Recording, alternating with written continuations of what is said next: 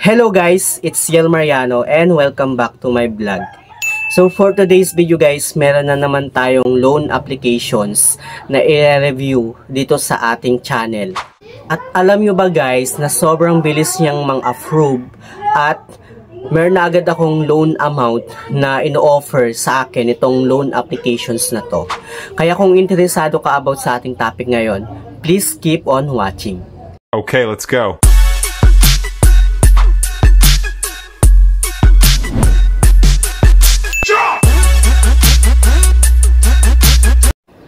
Anyway guys, bago natin simulan itong topic natin ngayon na loan applications, gusto ko lang linawin sa inyo na hindi ako sponsored nitong loan applications na babanggitin ko dito sa ating channel.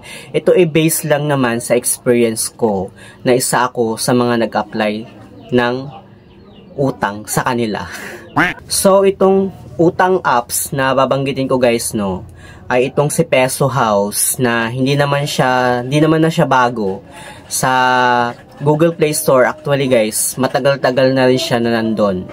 Syempre guys, gusto ko lang din kayong bigyan ng idea kung goods na ba talaga itong si Peso House, kung okay ba talaga siyang utangan. Kaya huwag niyo muna siyang i-download guys hanggat hindi niyo pa natatapos itong video natin. Kasi guys, sasabihin ko sa inyo kung magkano yung loan amount at yung interest nitong loan applications na to. So dito nga guys, nung din-download ko itong apps na to sa Google Play Store, then in-open ko na siya.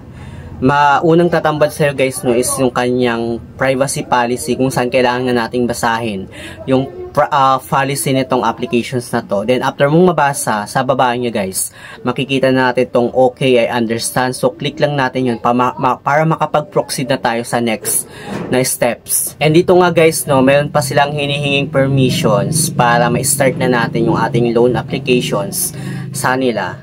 So dito nga guys, kailangan nating i-allow yung ating call log information, SMS, phone information, pati na rin yung ating camera, media photo files, at app installed siya location. So ganun kadami guys yung kailangan nilang i-access sa ating cellphone para makapag-apply tayo ng ating loan sa nilang application. So dun pa lang guys, pag-isipan nyo munang mabuti kung uutang ba talaga kayo sa ganitong klase ng loan applications.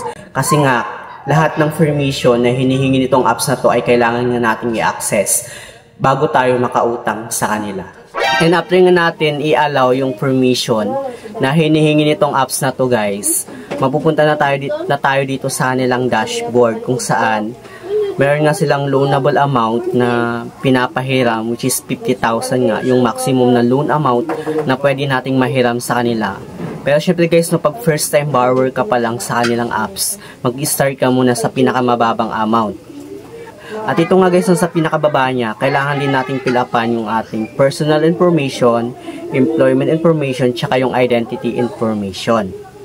And kapag once na in-click mo na guys yung apply now, mapupunta na tayo dito sa part kung saan kailangan nga natin mag-provide ng cellphone number na gagamitin natin sa kanilang applications. Then ilalagay lang natin guys yung verification code na magte-text dun sa cellphone number na ginamit natin. And dito nga guys, sa pinakababa niya, makikita natin yung contact informations kung saan kailangan nating maglagay ng at least 5 person na pwede nating maging guarantor kung sakaling mag-a-apply tayo sa kanilang applications.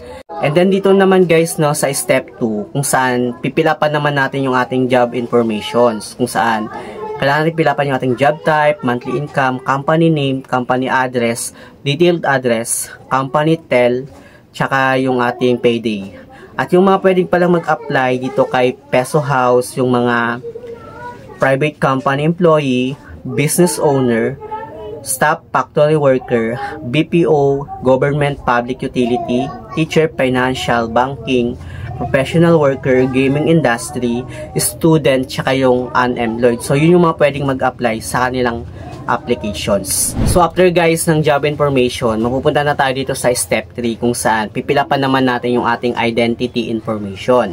Kasama na din dito guys yung mga ID type kung saan kailangan natin mag-provide ng mga valid ID na gagamitin natin sa kanilang apps. So yung mga tinatanggap pala na valid ID nitong si Peso House is driver's license, passport, PRC ID, SSS ID, TIN ID, UMID ID, tsaka yung voter's ID. So, yun yung mga hinihinging ID nitong apps na to. Syempre guys, no, required din nating picturean yung ID na ginamit natin sa kanilang apps, pati na rin yung ID number. Kailangan din natin yun ilagay. Then after nun guys, mapupunta na tayo dito sa kanilang disbursement channel, kung saan kailangan nating ilagay yung ating online transfer name, like kung ano yung mga e-wallet or bank account na meron sa inyo, pwede yun sa kanilang apps. So pwede yung GCash, Maya, GrabPay, yung mga yan. Ilalagay lang din natin guys yung ating account number, yung ating first name, middle name, optional lang yun guys, pati yung ating last name. Then sa pinakababa niya, ilalagay natin yung recipient email. So kailangan nating maglagay ng ating email address sa kanilang apps, pati yung alternative mobile number. So yun yung mga hiningi nitong apps na to dito sa disbursement information. So after nga guys, no, na may submit natin yung ating applications, mapupunta na tayo dito sa loan application details, kung saan meron na nga akong loan amount na pwedeng mahiram sa kanilang apps, which is 2,000 nga guys, yung pinapahiram nitong app sa akin. Then sa baba niya guys, meron tayong number of payments, kung saan 5 nga yung binibigay sa akin, which is 5 installment nga daw siya. Then yung kanyang long term payment is 126 day. Pero guys, diba, sa mga ganong klase ng loan applications, hindi siya totally na 126 days, kundi 7 days lang talaga yung mga ganitong apps. So check nyo muna siya guys, no, if ever na mag-a-apply kayo, para at least aware kayo. Pero dito sa base experience ko guys, no, hanggang 7 days lang siya.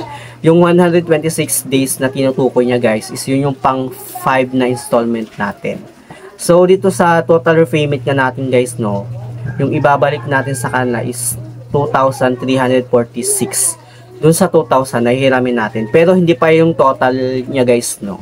Kasi guys, dito sa baba niya makikita natin yung payment schedule, kung saan 5 installment nga yung tinutukoy nitong apps na to. So yung first na due date ko guys is 7 days lang siya. Bali yung ibabalik natin doon is 2,052 pesos.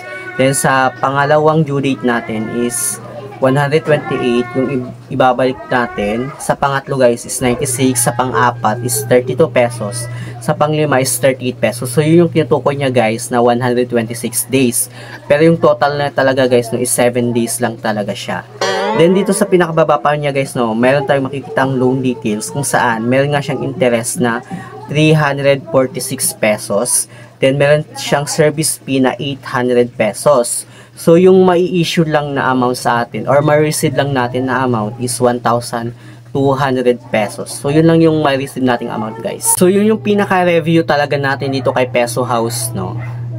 Yung 2,000 nga guys na hihiramin natin, meron siyang kaltas na 800. So 1,200 lang yung ating ma-receive na amount. Then meron pa nga siyang interest na 300 plus. So pag-isipan nyo munang mabuti guys, no, kung mag-a-apply ba kayo or uutang kayo sa ganitong klase ng applications. Kasi guys, for me, this apps is not recommended at hindi ko siya nire-recommend sa inyo na mag-apply kayo or umutang kayo sa ganitong apps. Pero sa choice nyo din naman yung guys, no, kung gusto nyo umutang, nasa inyo pa din guys yung desisyon, wala sa akin. But for me guys, no, binibigyan ko lang kayo ng option na huwag kayong mag-apply sa ganitong apps para hindi kayo mabaon sa utang. Lang naman guys yung ating final review dito kay Peso House.